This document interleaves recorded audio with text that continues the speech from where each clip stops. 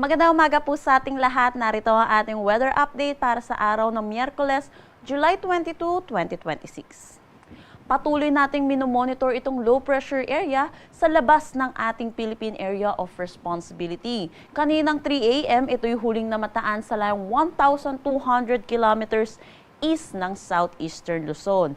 Makikita po natin, malapit na rin ito pumasok ng ating Philippine Area of Responsibility, possible po mamayang umaga.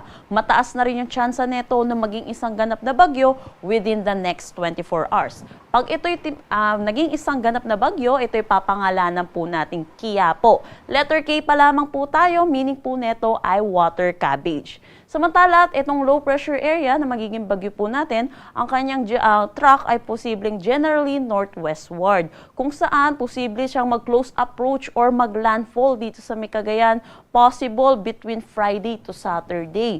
Inaasahan din po natin sa kanyang intensity, posibleng umabot ito ng tropical storm category, kung saan ang pinakamataas nating tinataas na tropical cyclone wind signal ay signal number 2. Dahil po sa paglapit niya sa kalupaan, inaasahan po natin yung malalakas na pag-ulan at malalakas na hangin, lalo na dito sa may northern Luzon. Kaya pinapaalalahanan po natin mga kababayan po natin na dapat ngayon pa lang po ay nagre-ready na rin po tayo hinggil sa posibleng dulot netong bagyong susunod po natin. Sa ngayon po, tutok po tayo lagi sa updates na nilalabas ng Pag-asa dahil posible pa rin naman po magbagyo ang ating senaryo.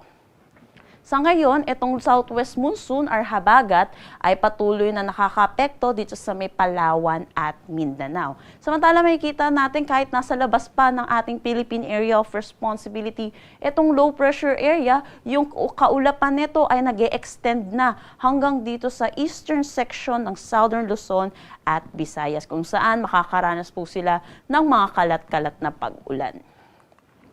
Para sa magiging panahon natin ngayong araw dito sa Luzon, inaasahan natin dulot ng trough netong low pressure area, makakaranas ng maulap na papawiri na may mga kalat-kalat na pag-ulan dito sa may Bicol region.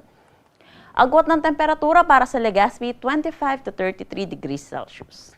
Dito naman sa may Metro Manila at nalalabing bahagi ng Luzon, inaasahan natin ang maaliwalas na panahon, pero asahan din po natin yung init at alinsangan lalo na sa tanghali hanggang hapon na may mataas na tsansa ng mga localized thunderstorm pagdating sa hapon at sa gabi. Agwat ng temperatura para sa Metro Manila, 25 to 33 degrees Celsius, Lawag 26 to 33 degrees Celsius. For Tuguegarao, 25 to 36 degrees Celsius, Baguio 18 to 25 degrees Celsius. For Tagaytay, 23 to 31 degrees Celsius at Legazpi, 25 to 33 degrees Celsius.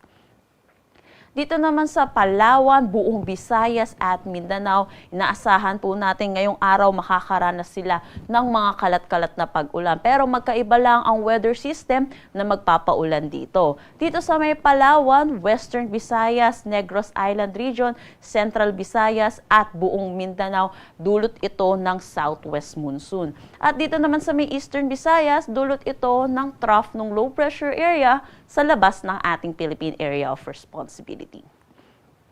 Agwat ng temperatura para sa Calayan Islands at Puerto Princesa, 26 to 32 degrees Celsius. For Iloilo, Tacloban, 25 to 32 degrees Celsius. Cebu, 26 to 32 degrees Celsius. For Cagayan de Oro at Zamboanga, 25 to 32 degrees Celsius. At Davao, 24 to 32 degrees Celsius.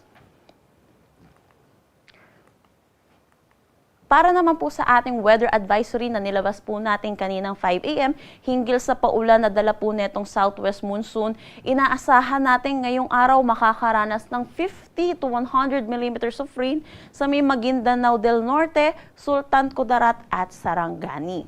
Samantala, bukas, paglapit po netong susunod po nating bagyo na ngayon po low pressure area pa lamang, inaasahan po natin makakaranas na rin ng mga pag-ulan, significant rainfall dito sa Cagayan at Isabela. Dulot naman ng southwest monsoon dito sa Antique, Negros Occidental, Negros Oriental, Lanao del Sur, Maguindanao del Norte, Sultan Kudarat at Sarangani. So yun po, pinapaalalahanan po natin mga kababayan po natin dahil itong mga pag-ulan po nito, pag ito'y nagtuloy-tuloy, posible po yung mga flash flood at mga pagguho ng lupa.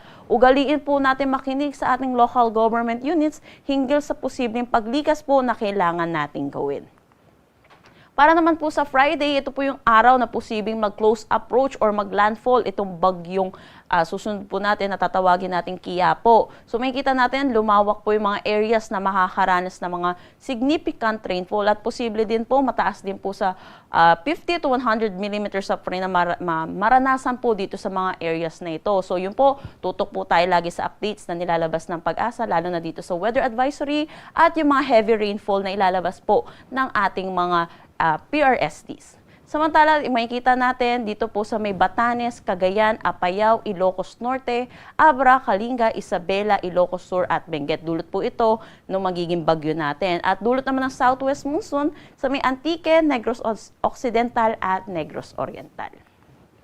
Wala pa naman tayo nakataas na anumang gale warning sa anumang seaboards ng ating bansa, pero posible tayo magtaas ng gale warning, lalo na dito sa may extreme northern Luzon habang patawid itong bagyo po natin.